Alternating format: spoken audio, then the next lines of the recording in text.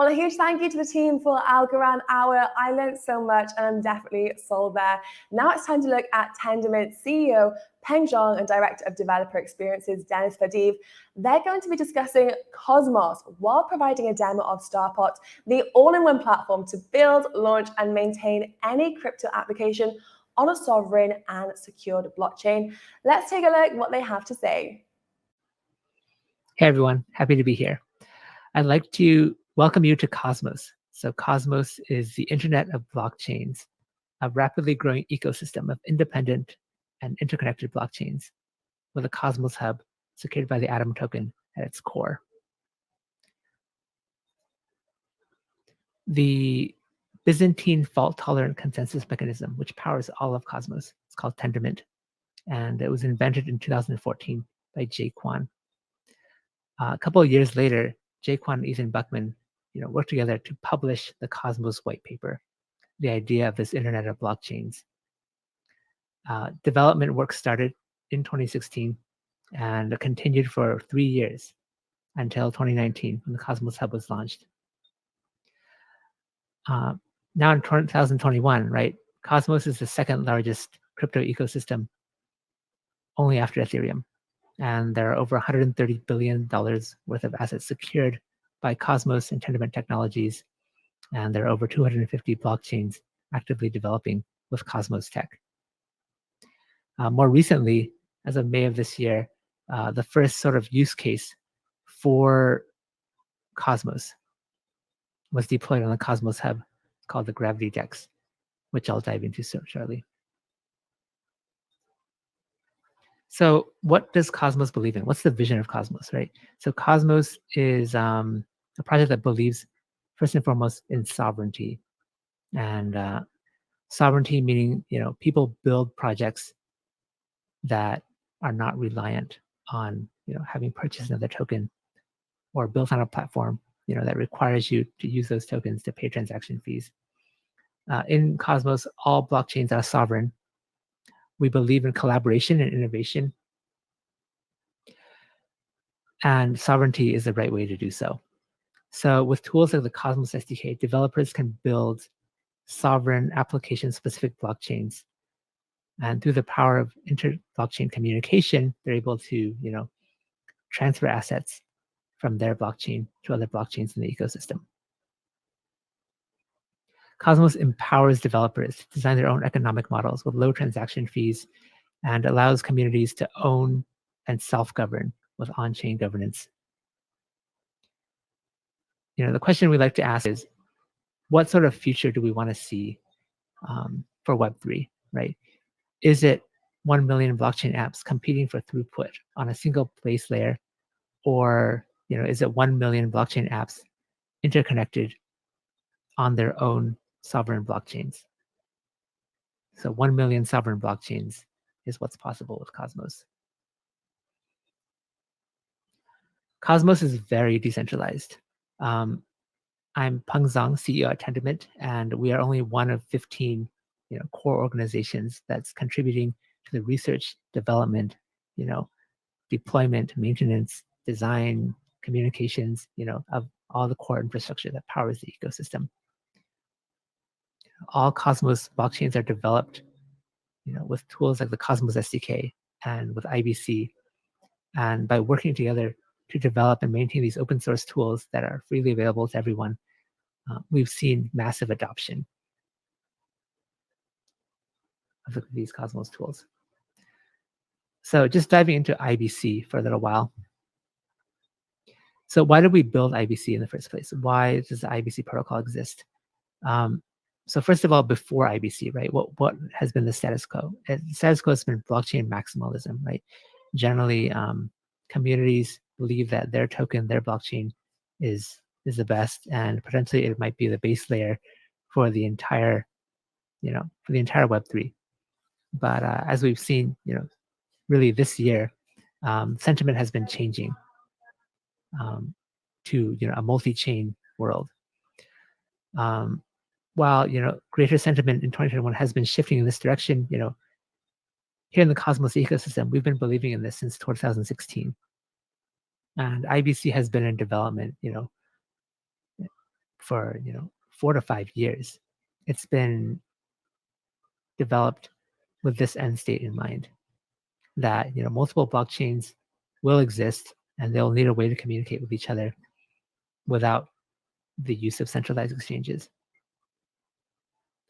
So this year, in the vein of lower transaction costs and also with the congestion on Ethereum mainnet, we've seen a trend of dApps built on Ethereum alternatives, in search for lower transaction fees, faster block times, greater flexibility, quicker development, but there's no real standard to bridge these Ethereum alternatives together. This really fragments application development, right? It does require users to send their assets back to Ethereum mainnet if they want to, use the other DeFi tools available on Ethereum. These bridges are all sort of proprietary and they don't work with each other. And that's what we developed IBC for in the first place. IBC is really the solution, to this multi-chain world, and it's to ensure that people don't end up building the same bridges over and over again. So IBC really only finished and was launched on the Cosmos SDK earlier this year. The first chain to launch with IBC enabled, to upgrade to IBC, was the Cosmos Hub. It launched earlier this year in March, I believe. And since then, we have over 19 blockchains now with IBC enabled. And these are not, these are not toy blockchains, but these are blockchains that are worth hundreds of millions of dollars. The most recent blockchain, the biggest sort of name that enabled IBC recently, was Terra. Terra is a top 15 chain, valued at somewhere over 20 billion or so. And Terra brings along with it many DeFi applications. But at the same time, IBC allows the permissionless exchange of assets from Terra. So all the users of Terra can bring their assets over to, every other chain that has IBC enabled. And, all the other chains, the 18 other chains that have IBC enabled, can now send their assets to Terra. And it's an incredible networking effect that is only growing by the day. As of Q3 right now, or is it Q4? Anyway, as of right now, there are chains launching with IBC enabled almost every single week. And the bigger names that we know of are considering upgrading to IBC. We see a future by the end of this year of over 40 chains live with IBC. And you can only imagine the growth rate in 2022. So beyond just blockchains built on the Cosmos SDK, there's also work underway to connect to major chains outside the Cosmos ecosystem, like Polkadot, Celo, Ethereum, and Bitcoin. This will ultimately allow connectivity, between all of these major ecosystems in a permissionless way. And the more blockchains that enable IBC, the more appealing it is for other chains to work on that integration as well, because you're not connecting just one chain to another chain, but you're connecting one chain, to potentially tens, hundreds, and thousands of chains down the road.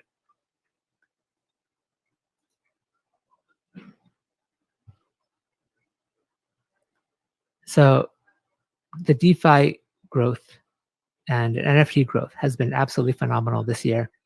More and more transactions are happening at a very rapid pace. And any single blockchain network is unable to handle a load. Or if they do handle a load, it's generally with very, very high transaction fees. In the Cosmos ecosystem, we believe in democratization of crypto and making it accessible to as many people as possible. And if you have less than, let's say $10,000 to play with on Ethereum, you might not even bother to do so because you lose, potentially hundreds of dollars on every transaction, and your initial capital is going to wind up, being reduced to almost nothing. So in Cosmos right now, typical transaction fees are between 0 to 10 cents, and there's a lot of innovation happening by many chains. And if any of these chains become very popular, the ability of IBC allows you to essentially duplicate your chain and horizontally shard overly congested chains.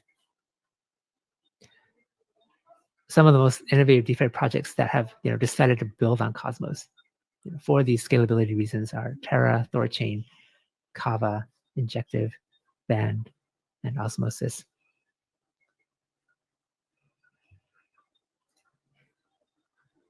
So a little bit about the Cosmos Hub itself. It did launch in 2019 with a set of basic features. You'd expect with a blockchain that there's a way to send and receive assets, but also, Cosmos blockchains are proof of stake blockchains. So you're able to stake the Atom token. You're also able to vote with the Atom token with on-chain governance on various proposals. And that was really the feature set up until this year. Like I mentioned earlier, this year, Cosmos Hub enabled IBC, which allowed other IBC-enabled chains, the 19 plus I mentioned earlier, to start transferring assets over to the Cosmos Hub. But what's the point of transferring assets? Through the Cosmos Hub, there's really no point, not without applications. And the very first application to land on the Cosmos Hub was the Gravity DEX. Gravity DEX is a native cross-chain exchange, which will allow users to engage in cross-chain DeFi and permissionless swaps of tokens between any two chains in the Cosmos ecosystem. The Gravity DEX was very critical to the growth of the ecosystem because most chains that have enabled IBC thus far, with the exception of Terra, are a little bit more difficult to purchase on centralized exchanges. And so given that the Atom token has various fiat gateways, it became a very, interesting place for developers to be able to list tokens permissionlessly without having to, pay a listing fee, and allow people to instantly start swapping tokens and engaging in price discovery. Of course, there's more DEXs than just the Gravity DEX that support the IBC protocol.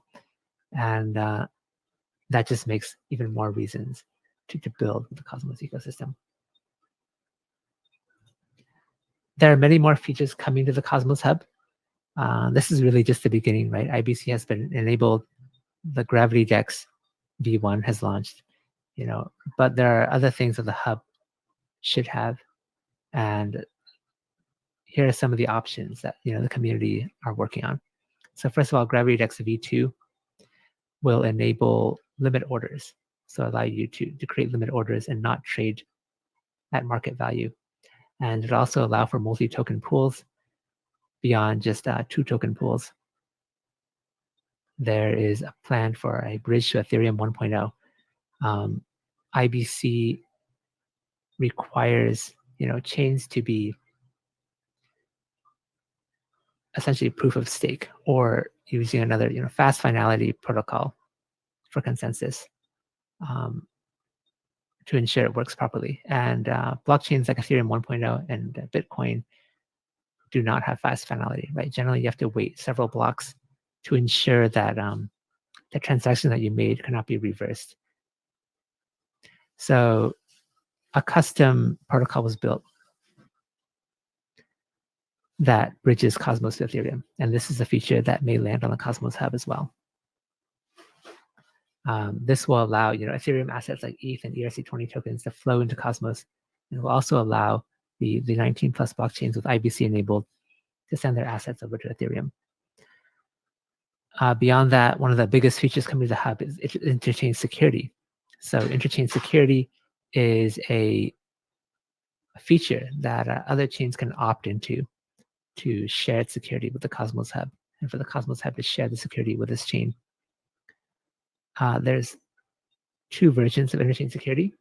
So V1 is meant to allow Cosmos Hub validators to share 100% of its security with other chains. And V2 will allow for Cosmos Hub validators to pick and choose which chains they want to share security with. And these features are really meant to help bootstrap new chains, especially new DeFi chains. With security being sovereign, there is a potential concern for DeFi chains not having enough security and wanting to attract more, more value to be locked on its protocols, and interchain security is really that solution. Beyond just the Cosmos Hub, we are bringing Cosmos, to the mainstream with our partnership with Forte. So Forte is a gaming platform that provides blockchain infrastructure for game developers and players, like cryptocurrency wallets that store game assets and other NFTs. Forte has already created over 10 million wallets across many popular games, and they have millions of monthly active users. So with this partnership with Forte, it allows the ecosystem, the Cosmos ecosystem, to welcome millions of new account holders to participate in Cosmos, and to start transferring these game-based NFTs to any blockchain with IBC enabled. Forte shares the vision with Cosmos, which is one blockchain per application. And if you look at some of the popular games today, they do have millions, tens of millions of users, and you wouldn't want these users to be operating on any of the top blockchains today just because of congestion reasons. We're looking forward to encouraging gamers to get into Cosmos with this partnership. So environmental impact is something that we care a lot about at Cosmos as well, right? When we talk about a future with 1 million blockchains, and then you look at the environmental impact of some of the bigger proof of work chains, it's very troubling, right? Are we going to burn down the world to get to this future? I'm hoping we don't have to do so, and I really don't want that to happen. But at the same time, blockchain technology has so much value that many companies, even I would argue that many companies would start running DAOs and converting to DAOs-like structures in the future. But what does this mean for environmental impact, right? You hear of Bitcoin consuming as much electricity as Austria in a year, and that's really troubling if we're going to have multiple Bitcoins. So how is Cosmos Tech different, right? Cosmos Tech is proof of stake, which means that it's not a race to get more ASIC mining power or more GPU mining power. There's a limitation to how many validators validate a particular chain, and for validators themselves, there's a limitation to how much hardware you need to put behind it. We did some calculations on environmental impact, and even running 100,000 Cosmos blockchains consumes less energy than Ethereum 1.0 does currently. So, there are only 19 Cosmos blockchains right now, and that consumes a very small fraction of what Ethereum does today. And the value secured by Cosmos chains is only second to that of Ethereum. So it's really the future when it comes to sustainability and blockchain. Beyond that, right? If you wanted to allow people to build their own chain and freely build it, and without concern for environmental impact, the Cosmos IBC protocol is that way of doing so.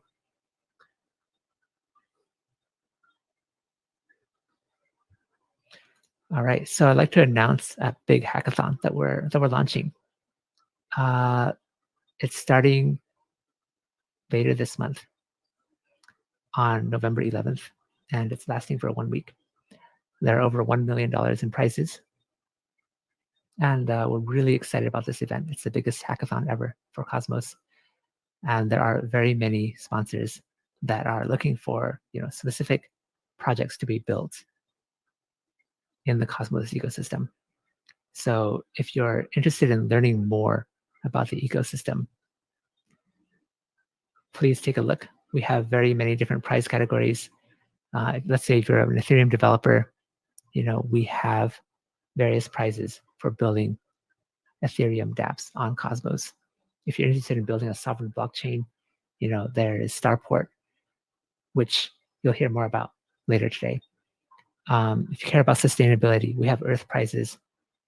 And if you're interested in building a blockchain game or building a DeFi protocol, or even a wallet, right? Then there are prize categories for all of these. And I believe there are roughly $200,000 worth of prizes for each category. So please take a look.